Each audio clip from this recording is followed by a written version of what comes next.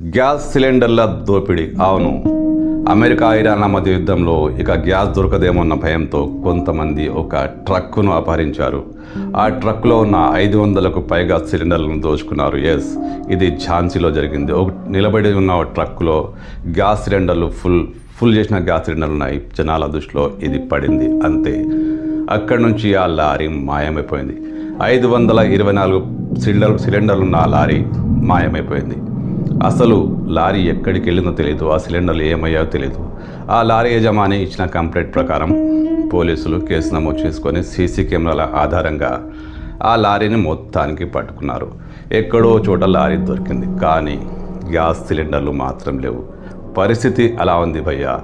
రేపు గ్యాస్ దొరుకుతుందో లేదో తెలియని పరిస్థితిలో, వంట ఎలా చేసుకోవాలో తెలియని పరిస్థితిలో కొంతమంది జనమో లేక ఎవరైనా మాఫియానో సిలిండర్లు అమ్ముకుంటే డబ్బులు వస్తాయన్న ఆలోచన మొత్తానికైతే 524 సిలిండర్లు దోచుకున్నారు. లారీని అక్కడే వదిలేసి వెళ్ళిపోయారు. ఇప్పుడు ఈ సంఘటన కలకలం రేపుతోంది.